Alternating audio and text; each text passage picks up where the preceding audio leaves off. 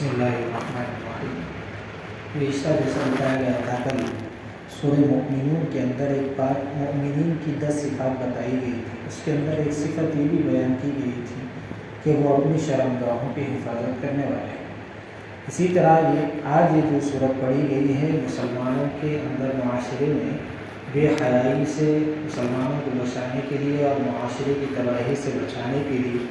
عفت اور پاک دامنی کی زندگی گزارنے کے لیے صورت کو نازل کیا گیا۔ اللہ کے رسول صلی اللہ علیہ وسلم کے مدینہ آنے کے 6 سال یعنی 6 ہجری میں یہ واقعہ ملتا ہے۔ حضرت عائشہ رضی اللہ تعالیٰ عنہ ام المؤمنین حضرت عائشہ صدیقہ رضی اللہ عنہ کے اوپر یہ تہمت لگی تھی، اسی ضمن میں یہ صورت نازل ہوئی یا بعض آیتیں نازل ہوئی کہ اس کے اندر سب سے پہلے تو یہ بات بتائی گئی کہ جو آدمی ہے غیر شادی شدہ غلط کام کرتا ہے یعنی زنا کرتا ہے اس کی سزا بیان کی گئی۔ اسی طرح جو آدمی شادی شدہ ہو کر غلط کام زنا کرتا ہے اس کی بھی الگ سزا بیان کی گئی۔ جو شادی شدہ زنا کرتا ہے اس کو اس طرح کی سزا اس کے اندر بیان کی گئی ہے کہ اس کو ایک کھلے میدان میں لے جا کر کے سارے مسلمان اس کو ایک چھوٹے چھوٹے کنکروں سے اس کو مارے یہاں تک کہ وہ شہید ہو جائے یا مر جائے، اس طرح اس کو سزا دے دی۔ اور اگر عورت غلط کام کرتی ہے تو اس کو گردن تک زمین میں دھسا دیں اور دھسانے کے بعد اس کو کنکر لے کر مارے، یعنی شادی شدہ عورت اگر غلط کام کرتی ہے تو جب تک وہ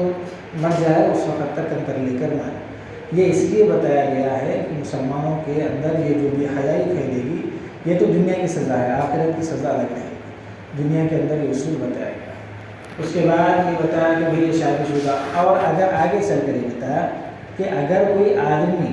کوئی غلط کام کر رہا ہے، غلط کام کرنے پر کسی کے بارے میں برا بول رہا ہے کہ بھئی یہ آدمی غلط کام کر رہا تھا تو اس سے کہا جائے گا 4 گواہ لانے۔ اگر وہ 4 گواہ نہیں لاتا ہے تو اس کو غلط بات دوسرے کے اوپر بولنے کی وجہ سے شرعی طور پر 80 کوڑے اس کو لگائے جائیں اگر غلط کر، چونکہ تحقیق میں نہیں ہے 4 گواہ ہونا ضروری ہے۔ اور اگر یہ بات تو ہوگی دوسروں کے بارے میں، اگر بیوی شوہر کو اوپر تہمت لگاتی ہے یا شوہر بیوی کے اوپر تہمت لگاتا ہے کہ وہ غلط کام کرے تو یہاں پر چونکہ تعلقات زیادہ ہونے کی وجہ سے قاضی جو ہے شرعی عدالت میں جو مسلمان قاضی ہوتا ہے یعنی جج جس کو بولتے ہیں، وہ مسلمان جج ان دونوں کو بلائے گا اور قسمیں لے گا۔ گواہ اگر نہیں ہے تو وہاں پر تو جو غیر دوسرے آدمی پر اگر تہمت لگا رہے ہیں اس کو حد قذف بولتے ہیں اردو عربی میں، یعنی 80 کوڑے مارنا ہے۔ اور اگر شادی شدہ شوہر بیوی کے درمیان میں اگر یہ معاملہ آ رہا ہے تو وہ لوگ آپس میں قسم دلائیں گا یعنی لعان کرے گا کہ بھئی میں غلط کر رہا ہے تو میرے اوپر اللہ کی لعنت ہے، اس طرح کی بات ہے۔ اسی طرح عورت کو بھی کہنا ہے اگر وہ گواہ نہیں لاتی ہے تو 4 مرتبہ یہ بولنے کے بعد عورت یہ ہونا ہے کہ میرے اوپر اللہ کا غضب نازل ہے۔ چنانچہ یہ بولنے کے بعد وہ دونوں کے درمیان میں نکاح فسخ کرا دے گا کافی۔ اس کے بعد آگے یہ فرمایا گیا ہے کہ دیکھیے بھئی یہ بات تو شرعی طور پر معاشرے کے اندر تباہی سے بچانے کے لیے مسلمانوں کو ہدایت دی گئی کیا عفت اور پاک دامنی کی زندگی کیسے گزارے۔ قرآن میں یہ فرمایا گیا ہے جو آدمی غلط کام کرتا ہے اس کو غلط عورت ملتی ہے، اور جو عورت غلط کام کرتی ہے اس کو غلط مرد ملتا ہے۔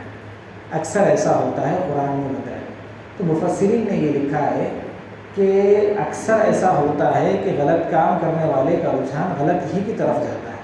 تو قرآن میں باضابطہ یہ فرمایا گیا ہے الطیبات للطیبین والطیبون للطیبات، پاک دامن مرد پاک دامن عورتوں کے لیے ہے، پاک دامن عورتیں پاک دامن مرد کے لیے ہے۔ اس لیے کہا گیا ہے کہ آدمی اگر پاک صاف زندگی گزارے گا تو جو اس کے لیے جو چنی گئی ہے عورت وہ اس کے لیے بھی پاک صاف رہے گی۔ بہرحال یہ اصولی ضابطہ بیان کیا گیا ہے، بعض مرتبہ ہو جاتا ہے توبہ کے بعد اگر وہ گناہ دھل جائیں تو پھر صاف صفائی ہو جاتی ہے۔ اس کے بعد آگے فرمایا گیا ہے کہ آدمی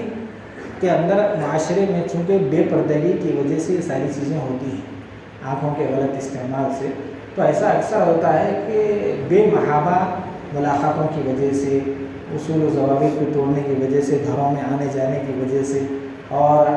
تعلقات کی وجہ سے ایسا ہوتا ہے، تو اس کے لیے ضابطے بیان کیے گئے۔ اگر آدمی کہیں جا رہا ہے کسی کے گھر میں، رات کے وقت جا رہا ہے یا دوپہر میں اکثر ایسا ہوتا ہے کہ سونے کا وقت ہوتا ہے، گھنٹہ 2 گھنٹہ آدمی کو آرام کرنے کا وقت ہوتا ہے، اس وقت جا رہا ہے یا فجر کے وقت جا رہا ہے، تو ان تینوں وقتوں میں اگر کسی کے گھر میں جا رہا ہے تو چھوٹے بچے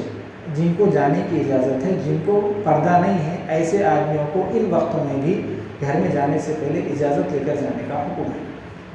جن کو پردہ ہے ان کو تو اجازت نہیں ہے، بالکل جانے کی اجازت نہیں ہے۔ بہرحال لمبی تفصیلات ہیں اس کے اندر، یہ میں مختصراً اشارتاً بتا دیا۔